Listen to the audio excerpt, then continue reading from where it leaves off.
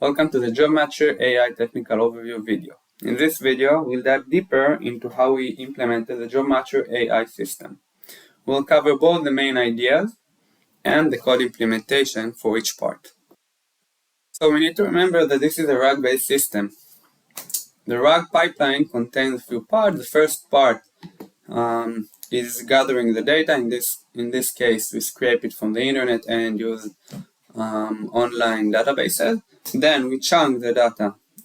In the JobMatch AI, we invented a new chunking method called semantic graph chunker that we cover shortly. Then we embedded each chunk, insert it into the vector store, which we use Pinecone. When the user asks a query, he can also insert his CV. We used an LLM to refine the query using the information from the CV to get a more robust and actually better query to embed. We embed the query, do the similarity search inside the vector database, get the result, use a re-ranking model that you can see here to get even better filtering, and return the result to the LLM to create a final response for the user. Let's quickly cover the tools and method behind this RAG pipeline. So for the LLM, we used Cohere Command Nightly model. For embedding model, we used this model after a few iterations, finding the best one that gave us the best results from the vector database. Chunking is the semantic graph chunking method that we invented and cover next in this video. For ranking, we use cross-encoder model to get better matches between the query and the return results. And for vector database, we use Pinecone, which gave us free 2 GB of storage, so we can use it, and it's also pretty good vector store overall. Now let's cover the code behind the implementation of the RAG system. Each of the components that we saw earlier is implemented here as a separated function. First of all, we init two prompts for the LLM, one for the query refinement when the user insert both the query and the CV. We want to create some LLM process where the query gets better, so this is the prompt that you can see here and explore it by yourself. The second prompt is the prompt for the generator LLM, which is the part when we combine the result, give it to the LLM, and generate the final answer for the user. Also, you can explore it and maybe even get it, enhance it a little bit. First of all, we init all the LLMs and tools, which is the Cohere client, the embedding model, Pinecone, vector store Pinecone index, and the re-ranking model and the tokenizer. The next method is the process CV document, so we get the document from the user, and we simply create a string out of it, so it will be easier to process it back to the LLM. Next method is a refine query with CV, where we can get as input both the query, the user CV as a string, and the Cohere client, which is the LLM. We init the prompt and format it with the query and the CV, and get a response for the LLM using the model that we talked earlier, and return the result as a JSON because it returns us two parts. First of all is the refined query, and another dictionary with some filters that we will use next in the search. Vector search is where things start to get more interesting. First, we filter the search by using the filters dictionary that we got from the LLM earlier, which depends on the user query and CV.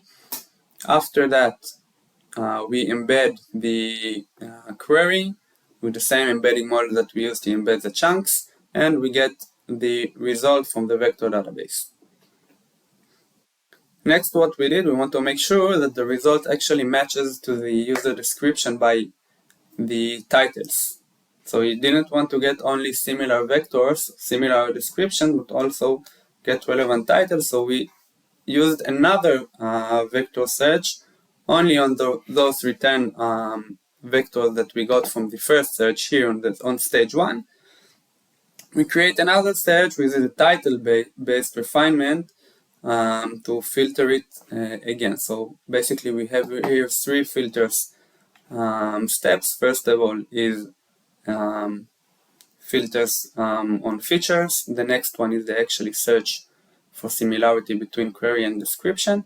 And next we filter based on the title itself to make sure the results actually get the results that we get are the best possible in the vector store. After that, the next method is the re-ranking method. Basically what happened here is that we need to remember the results that we get from the vector store are vector similarity, and there is almost nothing to do with the text itself. It's only similarity between vectors. It doesn't tell us whether the query and the document that was retrieved are actually similar. So what we did here, we used a cross-encoder model, which is a model that is pre-trained on taking two text documents and return a score of how similar those documents are.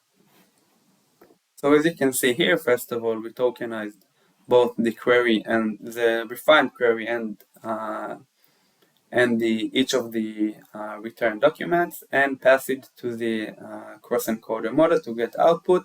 We extract the score via the logit of the model. We normalize it to actually get a little bit better result using a min-max scaler. And then we sorted it based on the min-max scaler values. The next method is the aggregate jobs method, which takes each of the chunks and find all the relevant chunks to the job description so we can reassemble the original job description. Remember that we chunked each description, so we want to create, to recompose the description back and to pass this to the LLM and pass it to the user. This is basically what this method does. And the next method is actually the final method when we call the LLM again and provide it all the return re-ranked and filtered job descriptions. So we give it the refined query with the resume again, which we'll talk about shortly, the aggregated jobs, and the LLM, the Cohere LLM client. Here we create one single string out of all the job descriptions, separate by like number.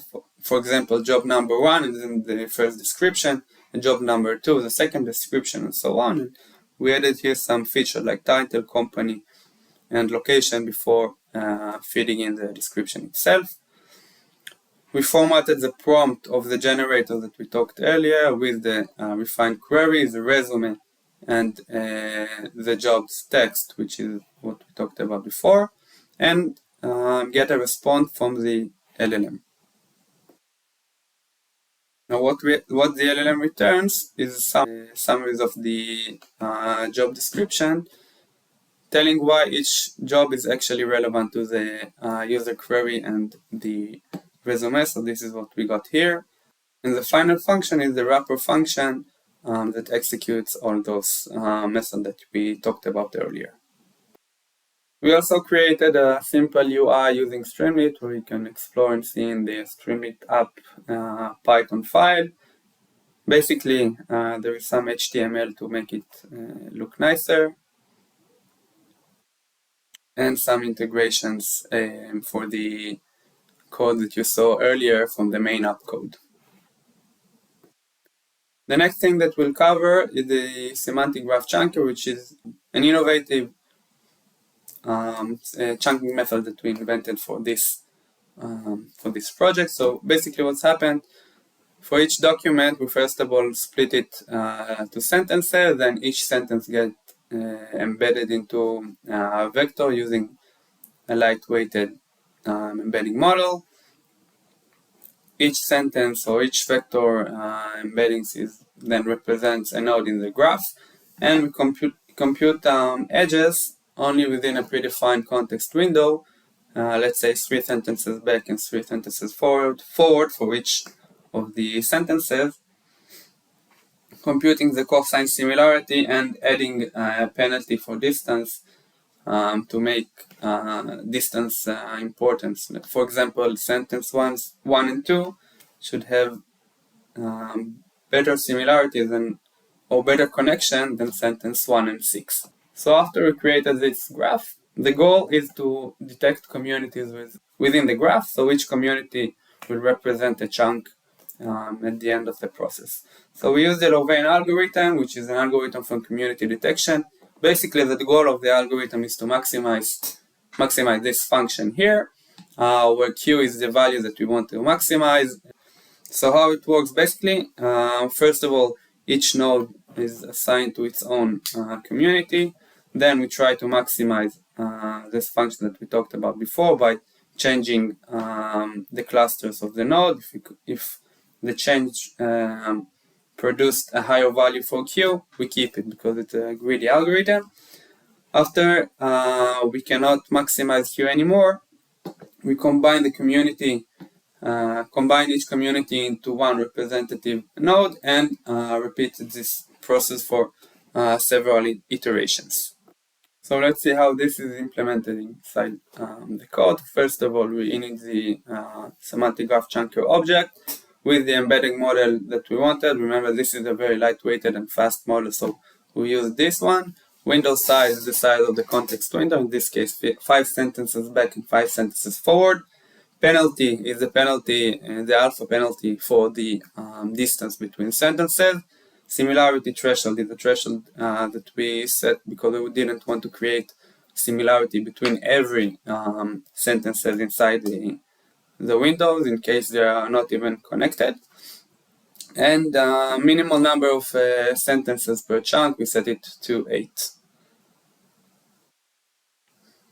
So the first method is the wrapper method that actually creates all of those chunks. First of all, we split the sentences using a spaCy model.